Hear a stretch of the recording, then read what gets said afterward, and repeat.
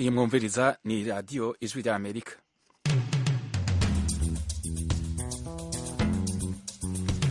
Ijwi rya Amerika risaminanira Washington DC mu Kirundi no mu Kinyarwanda. Mu Burundi mutwumviriza ku mirongo migufi ya short wave ku metero 19 na 22. Mu Rwanda muriko mutwumvira kuri FM 104 n'ibice bitatu. Ikaze mu makuru yo kuri no mugoroba mugiye gushikizwa na Fidel Niyongabo. Uburundi bwaraye burungitse abandi basirikare 100 bagiye kwifatanya n'abasirikare bo mu karere ka Afrika mu buseruko bari mu gikorwa cyo kugarukana umutekano mu buseruko bwa Kongo. Bamwe mu barongoye amashirahamwe ataharanira inyungu za politiki bagize ico bavuga kuri izo nteko. Icyo dusaba ni uko izo ngabo z'Uburundi zogenda bwa mbere zerekana ubuhinga budasanzwe bwo gukingira abanyagihugu, ubwa kabiri bakaraba n'isuke mu bibazo vya Kongo. Uwo ni Maître Armel Niyongere ayoboye ishirahamwe ACAT Burundi. Ubutungane bwo mu Burundi bwatanze uburenganzira bwo gushingura umupfasoni Aline Inarukundo ivuga ko yishwe n'umugabo wiwe yitwa Claude Arakaza. Ishirahamwe mpuzamakungu ONU ryemeza ko muri Eritrea hakiri ikibazo cyo kutubahiriza uburenganzira bwa muntu kandi ko atakiriko kirakogwa ngo iki kibazo gitorega umuti. Umushikiranganji w'ingabo wa Amerika Lloyd Austin kuri wa mbere yatangaje ko abasirikare b'u Burusiya baramutse bashoboye kwigarurira igisagara ca Bakhmut kiri mu buseruko bwa Ukraine vyotuma intambara hagati y'ibihugu vyompi ihindura isura. Aya makuru hamwe n'ayandi tubafitiye ni mu kanya gatoyi.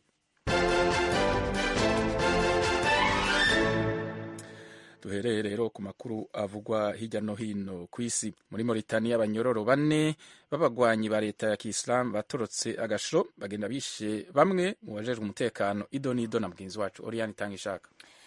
Umugwi w'intambara ntagatifu ya Kiislamu watorotse ego agasho bagenda bishe bamwe mu bajejwe umutekano. Abo banyororo batorotse agasho kari ku mugwa mukuru Nurkat. Umushikiranganji w'intwari hagati mu gihugu amenyesha ko abo banyororo batanye mu mitwe n'abajejwe umutekano igihe bariko bagerageza gutoroka. Barasaba polisi 2 bongera bakomeretsa abandi 2. Mu itangazo ubushikiranganji bwashize ahabona kuri uno musi wa mbere bwamenyesheje ko inzego zijejwe umutekano zakomeje gucungera umutekano w'ako gasho, zongera zitangura ibikorwa vyo guhiga no gufata abo banyororo. Nk'uko bishikirizwa n'itororokanizo ry'amakuru y'abafaransa AP, 2 muri abo banyororo bari baciriwe igihano co gupfa, abandi 2 bari barindiriye guciga urubanza aho bagirizwa kuba bari mu migwi y'intagondwa. Radio Ijwi rya Amerika i Washington DC. Umushikiranganji w'ingabo wa Amerika Lloyd Austin kuri uyu wa mbere yatangaje ko abasirikare b'u Burusiya baramutse bashoboye kwigarurira igisagara ca Bakhmut kiri mu buseruko bwa Ukraine vyotuma intambara hagati y'ibihugu vyompi hindura isura. Geoffrey Mutagoma abandanye inkuru. Minisitiri w'ingabo wa Amerika Lloyd Austin avuga ko agaciro k'umujyi wa Bakhmut uri mu burasirazuba bwa Ukraine kagaragarira mu mumaro uwo mujyi ufite ku rwego rw'ibikorwa bya gisirikare no mu bimenyetso uwo mujyi uhagarariye by'igihugu. Mu mezi make ashize umujyi wa Bakhmut wabaye isibaniro ry'intambara ikomeye hagati y'ingabo za Ukraine n'iz'Uburusiya bukomeje gushaka kwigarurira intara ya Donetsk. Mu ruzinduko yagiriye muri Jordania kuri uyu wa mbere, Minisitiri w'ingabo wa Amerika Lloyd Austin yabwiye abanyamakuru ko atabona imbogamizi mu cyemezo cya Ukraine cyo kujyana ingabo zayo mu burengerazuba bw'umujyi. Kuri uyu wa mbere, Ukraine yatangaje ko Uburusiya bwongeye kuyigabaho ibitero bukoresheje indege zitagira abapilote bwakuye mu gihugu cya Iran. Ukraine yavuze ko yahanuye izigera kuri 13 muri 15 zari zagabye igitero. Aya makuru yose agezweho hirya no hino ku isi muhejeje kumviriza n'ayandi mushobora kuyasanga kuri akaburungu radio yacu voa.com, adresse za YouTube yacu, IG na Facebook ni VOA radio yacu. Mukanya tuje mu karere k'ibiyaga binini.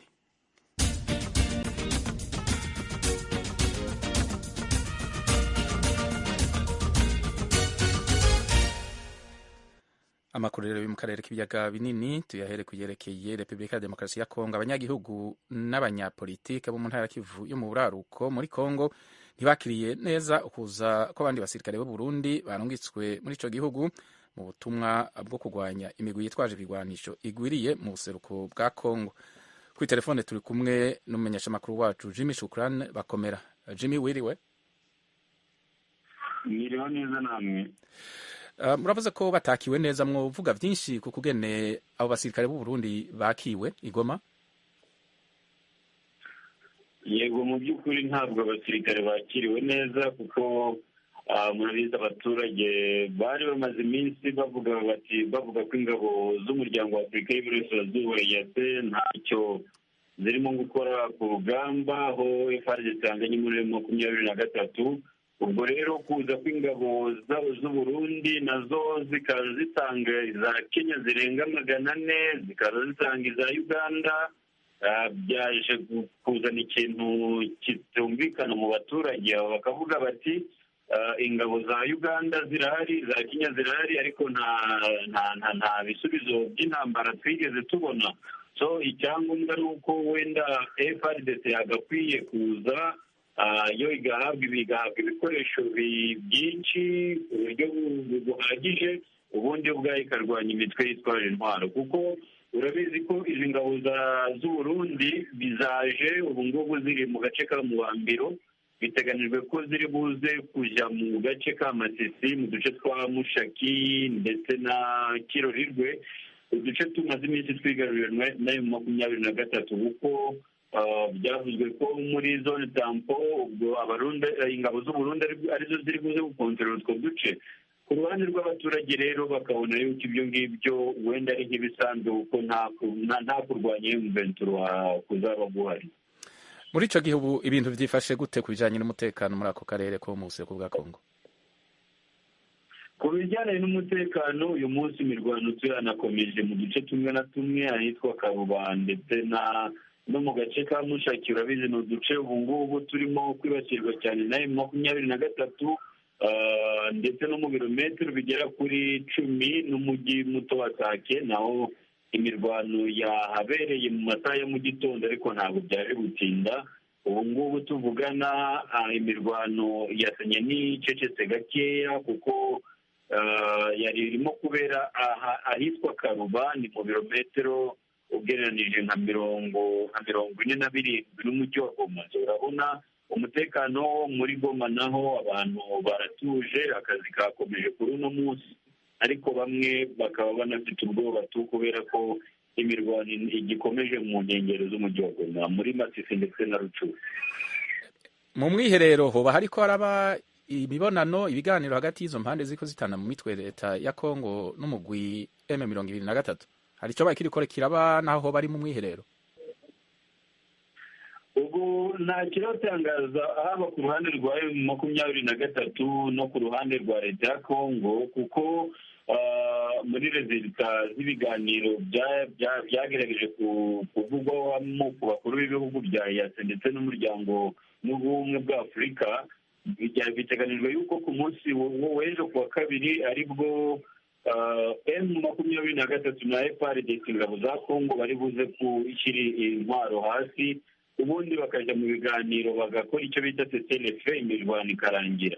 Ubwo ibindi tubitegereje ku munsi w'ejo, dutegereje kubona nimba kuko FARDC iri bushyira intwaro hasi, nimba kuko M23 nayo iri bushyira intwaro hasi ikarekura uduce yari irimo. Ibyo nicyo abaturage bategereje ku munsi w'ejo ku wa kabiri, kuko niko biteganijwe. Murakoze, turabashimiye. Yari menyesha makuru wacu Jimmy Shukrani Bakomera.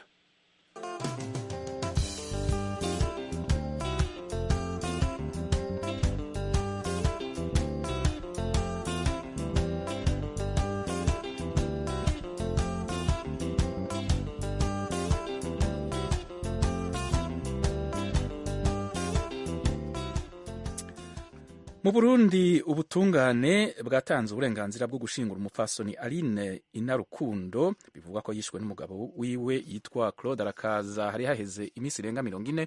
Umuryango w'amaraso uri mu bibazo bijanye n'ishingurwa ryiwe bivuye ku muryango w'umugabo wa nyakwigendera Arakaza, Murantunga wa nyakwigendera Aline Inarukundo. Iradiyo Ijwi ry'Amerika yateguye yifashishije abanywanyi bayo mu Burundi, turabisomerwa na Thierry Ndayishimiye. umuryango w'umuhisi Aline Inarukundo avukamo wabwiye isoko ry'ijwi ry'Amerika ko warose ubutumwa ko kwitegura gufubana uwabo iteka ku munsi wa kabiri w'indwi itangura, aho hari ku mugoroba wo kuri uyu wa gatandatu bahamagawe ku telefone n'umushikirizamanza wa parike nkuru ya Muha. Irere Desire Nishishikare, umuvukanyi w'umuhisi ari nawe aserukira umuryango, avuga ko uruhusha rwo ku telefone rudahagije. Babitubariye ku telefone mugabo turakeneye ko baduha uruhusha rwanditse kubera vyarigeze gushika itariki 3 z'ukwa kabiri aho twatuganije amaziko hageze ku munota wa nyuma guhamagara inama tukabona birahindutse. Bari barutwemereye urwo ruhusha bitanditse, rero ubu unye turarindiriye turonka uruhusha rwanditse cyo twitunganya umuryango duhambana wacu iteka. Isoko ryacu rihamagaye umushikirizamanza wa parike nkuru ya Muha Bucumi Albert ku murongo wa telefone kugira rimenye ko by'ukuri ubwo ruhusha rwoba rwatanzwe, byishuwe ko iby'ubwo ruhusha ryo bibaza imiryango y'umuhisi. Ku ruhande rw'umuryango umuhisi Aline yari yubatsemo nabo baciye basubiza isoko ryacu kubaza ubutungane. Icumvikana nuko hakiriza uguruzuguru hagati y'imiryango ibiri y'umuhisi. Amakuru atangwa n'umwe mu bavukanyi b'umugabo wa Aline atashimye ko tumudondora nuko batarota barekura ikiziga ngo gifubwe. Insigura atanga nuko basabye ubutungane ko bwo kwemera ko hakogwa ibipimo byerekana icishe Aline Inarukundo,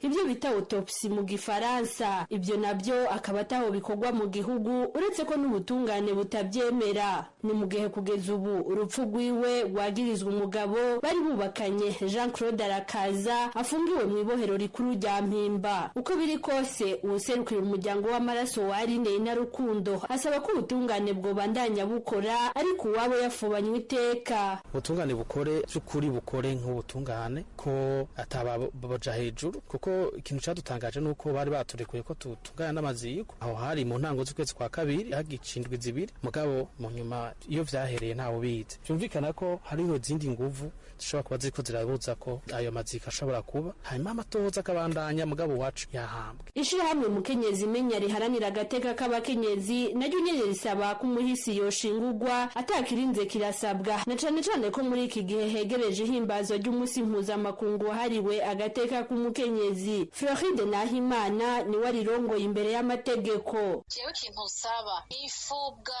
neza burya mupfasoni atakirinze kirasabwa, hanyuma ubutungane kore, hanyuma kandi uwakoze ibintu nka bijya ahanwe vrema imbere y'amategeko uko amategeko ategekanira. Kandi birababaje kubona abana aribo basibisa, kubona umuvyeyi atangorane n'imwe yoba yarateye ashobora kumererwa nka kujya ari.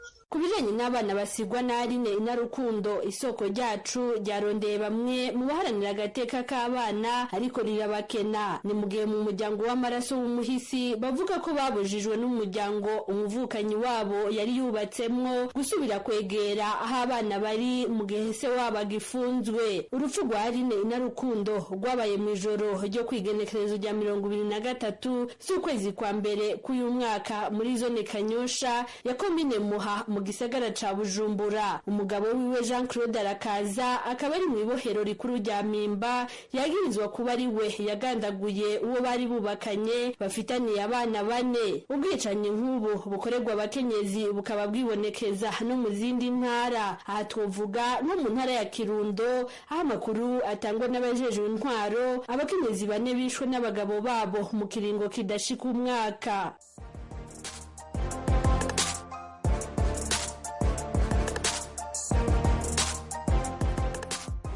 Irushanwa rya gatatu ry'umukino w'intoki wa basketball ku mugabane wa Afrika BAL riraje.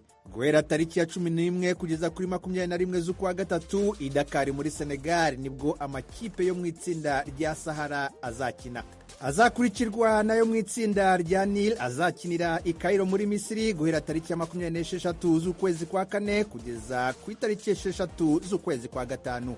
Amatsiko yanyu azashirira i Kigali ahazabera imikino ya nyuma y'igikombe. Ni guhera ku itariki ya 21 kugeza ku ya 27 z'ukwezi kwa gatanu. Amakipe 12 ya Afrika azahatana mu mikino 38, ariko ikamba rizegukanwa n'ikipe imwe rukumbi. Mwitegure kuzakurikirana iryo rushanwa rya BAL kuri radio yanyu Ijwi ry'Amerika.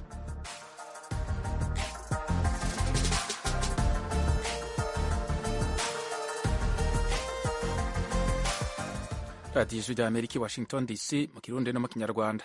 Abanyarwanda barenga 15 aheruka gutera umukono ku co bise impuruza itabariza impunzi z'abanyarwanda bari muri Repubulika ya Demokarasi ya Kongo.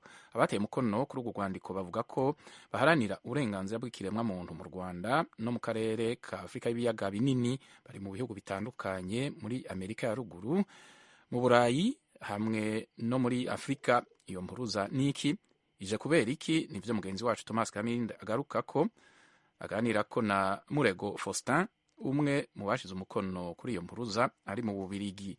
Murego atangura asobanura ivy'impunzi z'abanyarwanda kuko leta y'u Rwanda yavuze ko guhera itariki ya mbere y'ukwa mbere mu mwaka wa 2017 Umunyarwanda yavuye mu gihugu kuva mu mwaka wa 1959 gushika mu mwaka wa 1998 azokwongera kwitwa impunzi. Ibyo ngibyo ni leta y'u Rwanda nyine ibivuga, wagira ngo ntabwo iba muri inosi. Muri Kongo rero barimo rwose kandi ni benshi. Ni nacyo gihugu ntekereza gifite impunzi nyinshi z'abanyarwanda. Mufite imibare barangana iki? Dufite imibare ukurikije ibarurwa ryakozwe n'ikigo cy'igihugu kita ku mpunzi yo muri Kongo, gifatanije n'igice n'ishami ry'umuryango w'abibumbye wita ku mpunzi ariyo bita HCR. Mu 2014 bari bashoboye kubarura 245 by'impunzi z'abanyarwanda bari babaruye, ariko ntabwo bari abo gusa kuko hari aho batagera. Ni ukuvuga iki? Ni ukuvuga ko umubare ni muto, bari batanze wari muto ugereranije n'impunzi z'abanyarwanda zari ziriho icyo gihe. Noneho ubu ngubu niba mwarakurikiranye amatangazo ya minisitiri uriya muvugizi wa guverinoma ya Kongo, aherutse kwemeza ko muri Kongo harimo nibura 200,000 by'impunzi z'abanyarwanda. Ubwo bavugaga ko bagombye kujya inama n'u Rwanda kugira ngo bige buri wese kuntu yafata impunzi, buri gihugu cyafata impunzi zacyo. Ngewe ndahamya ko abanyarwanda b'impunzi bari muri Kongo barenze iyo mibare yose, bakaba barenze 500,000. Niko ntekereza ngewe ubwanjye. Bigeze se nyine bashaka kujya muri ambasade y'u Rwanda kugira ngo basabe za pasiporo z'abanyarwanda? Dukurikije icyo leta y'u Rwanda ivuga, nyine kutaba impunzi ni ukuvuga ko ushobora kujya muri ambasade ugasaba pasiporo. Hari abigeze bagerageza kubikora? Iyo bashaka gutahuka, impamvu zatumye bahunga ziba zitakiriho, bari gutahuka, ntabwo bari kumanza kujya Kinshasa kujya gusaba pasiporo. Urabona ahantu baherereye abenshi bari muri Kivu y'Amajyaruguru na Kivu y'Amajyepfo, bashobora kugenda n'amaguru bakambuka imipaka bakasubira mu Rwanda, ariko impamvu batatahuka nyine ni nayo mpamvu natwe tudatahuka, ni uko mu Rwanda hari uguhonyora uburenganzira bw'ikiremwamuntu. N'abarimo barahunga ubu ngubu, buri munsi hari abanyarwanda benshi barahunga. Ntuye mu Bubiligi, mpora mbona abantu b'abavandimwe baje buri munsi. Radiyo Ijwi rya Amerika mu Kirundi n'Ikinyarwanda turaganira na Murego Faustin, ni umwe mu banyarwanda baba mu mahanga, muri Amerika ya ruguru, muri Afurika no mu Burayi, basinye icyo bise impuruza yo gutabariza abanyarwanda b'impunzi babarizwa muri Kongo. Kuri telefone dufite Levin Ntahunga. Mperereye muri Finland. Finland ni mu majyaruguru y'Uburayi. Yes. Nuko gusha ku ngingo. Jewe nako numviriza ibyo bintu z'impunzi z'abanyekongo. Oya, ni iz'abanyarwanda turi kuvuga. Ni iz'abanyarwanda bari muri Kongo. Burya uri kuraba urwankano ruri hagati y'u Rwanda na Kongo, ubyihweje neza ubashishoza Jembo Rumengo, ubwo rwanko rwaturutse kuri izo mpunzi nyene, kubera zibayeho zitiyandikishije ko ari impunzi ngo zibe mu makambi nk'izindi mpunzi tuzi, zibayeho nk'abanyagihugu ba Kongo. Kandi hakaca habamwo iyindi pariti ija muri bajya ba FDLR, basanga u Rwanda nago rubona ati hari ahantu dufiseyo aba FDLR bashaka kutugwanya. Hanyuma Kongo nayo ikabona kumengo aba FDLR nabo byokorana, ukaca usanga hagati y'ibyo bihugu bibiri hari ikintu kitumvikanako. Ndagushimiye cyane. Urakoze. Ijwi rya Amerika noneho duhamagare na Emmanuel Muhayimana, umutumirwa ababwirire rimwe ibyo abitekerezaho. Ndi mu Rwanda mu ntara y'Amajyepfo. yego uwo mutumirwa mwamudutumiriye ko arimo gutabariza impunzi z'abanyarwanda ziri muri Kongo. Ntabwo ari we wenyine, afatanyije n'abandi benshi. Yego komeza. Ariko se nyine bari gutabariza kugira ngo zibashe guhunguka, cyangwa n'ubwicanyi bwihariye ziri gukorerwa amabi mu gihugu zahungiyemo. Urakoze cyane. Yego murakoze. Umurego we, umwanya ni uwawe rero kuri aba bantu babiri, Ntahunga uri muri Finland na Muhawenimana uri mu Rwanda mu majyepfo y'igihugu. Ntahunga yatangiye avuga igitekerezo cye, avuga impamvu zo kurwana zitera ubwumvikane buke hagati ya Kongo n'u Rwanda. Avuga ko ari ziriya mpunzi zibitera, ko zanze kuza ngo mu nkambi, ko zanze kwibaruza. Ntahunga nta makuru afite kuko gushyira ibitekerezo nk'ibi ngibi gutya nyine ni uko atasobanukiwe n'ikibazo uko cyagenze. Ndamwibutsa ko ziriya mpunzi zayigeze kuba mu nkambi, ziriya nkambi za Kibumba, za Katari n'izindi zari ziriho kuva bahunga mu Rwanda muri 1994. Izo nkambi zaje guterwa na FPR, zimwe zishobora guhungira kure, izindi bazicura mu Rwanda ku ngufu. Hanyuma bamaze kuzirukana aho zabaga, umuryango ushinzwe impunzi ariwo HCR yahise ireka kuzifasha. Ubwo bahungira mu mashyamba ya Kongo, muri izo zone za Rucuru n'ahandi, bakirwa n'abaturage, bagerageza kubaho. Ariko nk'uko nabisobanuye, hari ibarura ryakozwe na HCR ifatanyije n'umuryango ushinzwe impunzi wa Kongo. Babarura 250,000 by'impunzi z'abanyarwanda. Bazi ko izo mpunzi ziriho, ariko HCR ntiyigeze ishaka kongera kuzifasha. Ntabwo rero ikosa ari iry'impunzi, ikosa ni irya HCR itarashatse gufasha izo mpunzi, kandi izi neza ko impunzi ziriho. Ariko ntabwo baba mu nkambi. Ntabwo baba mu nkambi ngo ni inkambi z'abanyarwanda. Oya, baba mu nkambi iyo batewe bakagenda ikivunge n'abakongomani. Iyo babateye hamwe n'abaturage baragenda bakaba baba mu nkambi wenda yaba yegereye n'ahari abantu bo kubafasha kubaho. Ariko ubu ngubu icyo ndicyo ni uko impunzi z'abanyarwanda turi gutabariza nta nkambi yitwa ko ari yazo ihari.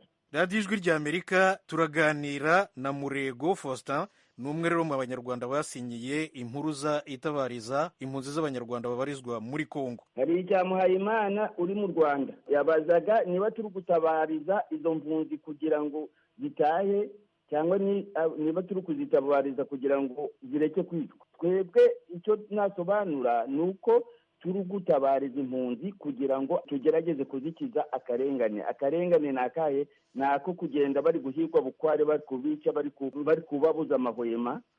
Ibyo gutaha cyangwa gutahuka byo bigomba kwigwa nazo, kuko nizo zizi impamvu zahisemo ubuhungiro. Kandi iyo umuntu ahunze hari kiba gitumye ahunga. Iyo icyo kintu gitumye ahunga rero kitari cyavaho, umuntu akomeza kuguma mu buhungiro. Kandi koko twese turabizi ko kiriya gihugu u Rwanda atari igihugu cyo kugira ngo umuntu asubiremo yarashoboye kugihunga. Ariko harimo 13 abanyarwanda barenga 13 bakirimo. Ntabwo kuvuga miliyoni zirenga 13 ntabwo ari ukuvuga ko icyo gihugu kimeze neza. Ushobora no kuba miliyoni 100 cyangwa miliyari, ariko mumerewe nabi, mufite ubutegetsi bw'igitugu, mufite ubutegetsi bwica bamwe muri mwe, mufite ubutegetsi budashobora gutuma umunyamakuru yagira icyo avuga, mufite ubutegetsi umuntu adashobora kwiyamamariza kuba perezida wa repubulika uretse umuntu umwe. Kuvuga ko hari miliyoni 10 zingahe ntabwo bivuga ko u Rwanda rumeze neza, ntaho bihuriye. Ijwi ry'Amerika, Emmanuel we. Karame ndabumva. Merereye hano i Kigali mu karere ka Gasabo, umurenge n'Indera. Ziriya mpunzi ziri muri Kongo, mbese haba hari ibiganiro iriya miryango yita ku mpunzi iteganya kuba yajyana na leta y'u Rwanda ku buryo babasha kuzicyura, kuko turabizi leta y'u Rwanda ntabwo izemera. Ese igihe byaba bitabaye ibyo biganiro, leta ya Kongo ikaba ifashe umwanzuro wo kuzirukana, zakwerekeza hehe? Urakoze cyane. Namwe murakoze. Manuel avuze ikibazo gikomeye, aravuze ati hari ibiganiro biteganyijwe. Ibiganiro ntabwo namenya niba biteganijwe kuko ndakorera leta y'u Rwanda cyangwa se ngo nkorere n'imiryango ishinzwe uburenganzira bw'impunzi cyangwa se kurwana ku mpunzi ariyo HCR. Icyo ntekereza gusa ni uko igihugu kizima kidashobora kwanga kwita ku kibazo cy'impunzi zacu. Ni ukuvuga ko u Rwanda niba rutemera ko hari impunzi rutemera impunzi zarwo, murumva ko ari ikibazo gikomeye. Ni ukuvuga ko abategetsi badashaka abaturage babo, murumva ko ari ikibazo gikomeye. Ariko mu kanya wavuze yuko leta ya Repubulika ya Demokarasi ya Kongo yigeze gushaka kugirana ibiganiro n'u Rwanda kuri icyo kibazo. Navuze ko guverinoma ya Kongo ubu iri gusaba ko yavugana n'u Rwanda na HCR bakagira inama ari batatu kugira ngo bige ku kibazo cy'impunzi z'abanyarwanda bari muri Kongo n'abakongomani bahungiye mu Rwanda. Ariko ibyo ni ibyifuzo bya guverinoma ya Kongo. U Rwanda uko nduzi sinzi niba ruzemera ibyo biganiro. Noneho yarabajije ngo mbese ngo guverinoma ya Kongo ngo iramutse ihisemo kwirukana izo mpunzi ngo byagenda gute? Bajya hehe? Icyo kibazo nanjye ndakibaza. Nizere ko guverinoma ya Kongo itazabirukana, kuko iramutse ibirukanye ni ukuvuga ko HCR ishinzwe impunzi yagombye kubonera igisubizo cy'izo mpunzi nyine, kuko buri muntu wese afite uburenganzira bwo guhunga. Guhunga ni uburenganzira bwa buri muntu. Radio Ijwi ry'Amerika mu Kirundi n'Ikinyarwanda. Kuri telefone dufite David Isumba Vyose. Ndi mu ntara ya buri mu gihugu cy'u Burundi. Birumvikana neza, ahubwo leta ya Kongo na leta y'u Rwanda nibagiye mu biganiro. Mu biganiro baganira hakuvuga umwe ngo ndabirukana bashaka gukoresha igikenye, ahubwo bakabona batagiye mu biganiro bishobora kubyura akarambaraye bigakora ku banyarwanda ndetse n'abakongomani, ugasanga bariko barashamirana kandi bivuye ku bintu bitari bikomeye cyane. Ahubwo nibarabe baganire bajye hamwe, ahubwo nimba hari leta imwe w'izo zibiri yakoze ibiganiro, iyo yindi niyemere kugira ngo bajye hamwe baganire bakore icyo kibazo, kuko ndabona ko gishobora gukwega akarambaraye. Murakoze. Radio Ijwi ry'Amerika. Noneho kuri telefone dufite Leonidas Ndayikengurutse. Mmerereye mu ntara ya Kirundo muri komine Ntega, umutumba w'Ikanyagu. Bakavuga ko baharanira uburenganzira bw'ikiremwa muntu mu Rwanda n'akarere ka Afurika y'Igararake. Nyine Burundi no basaba ko bohashika kugira ngo natwe badatabaze hirya no hino inshuti n'imiryango barabuze irengero. Ikibazo rero nabaza, mbega izo mpunzi zibayeho nabi aho muri Repubulika Iharanira Demokarasi ya Kongo? Niba babayeho nabi cyangwa hari intambara ihari, ni kuri basaba ko batahukana. Akumbaza ngo mbese babayeho nabi? Yego, babayeho nabi rwose. Bahora bari guhunga, bava mu karere bajya mu kandi, ntabwo bashyira amahwema, bariho nabi. Ari mugenzi wacu Thomas Kamirindi avugana na Murego Faustin, umwe mu bashize umukono ku mpuruza ihamagarira itabariza impunzi z'abanyarwanda bari muri Repubulika ya Kongo. Abateye umukono kuri urwo rwandiko bavuga ko baharanira uburenganzira bw'ikiremwa muntu mu Rwanda no mu karere k'ibiyaga binini. Ku makuru yo hirya no hino twababwiye ko muri Mauritania abanyororo 4 b'abagwanyi ba leta ya Kiislamu baturutse agasho bagenda bishe umwe mu bajejwe umutekano. Tumwe tubabwira ko umushikiranganji w'ingabo za Amerika Lloyd Austin kuri uyu wa mbere yatangaje ko abasirikare b'Uburusiya baramutse bashoboye kwigarurira igisagara ca Bakhmut kiri mu buseruko bwa Ukraine, vyotuma intambara hagati y'ibihugu vyompi ihindura isura. Ku makuru yo mu karere k'ibiyaga binini twabwiye ko abanyagihugu n'abanyepolitike bo mu ntara Kivu yo mu buraruko muri Kongo batakiriye neza ukuza kw'abasirikare b'u Burundi barungitswe muri ico gihugu mu butumwa bwo kurwanya imigwi yitwaje ibigwanisho igwiriye mu buseruko bwa Kongo. Twabwiye ko ubutungane bwo mu Burundi bwatanze uburenganzira bwo gushingura umupfasoni Aline Inarukundo bivugwa ko yishwe n'umugabo wiwe Claude Arakaza. Hari hamaze imisi irenga 40 umuryango w'amaraso uri mu bibazo bijanye n'ishingurwa ryiwe. Aha rero niho turangirije amakuru twari tubafitiye muri aka kanya kuri Radio Ijwi ry'Amerika. Tubatumiye kubandanya mukurikirana ibiganiro vyacu kuri radio yanyu Ijwi ry'Amerika.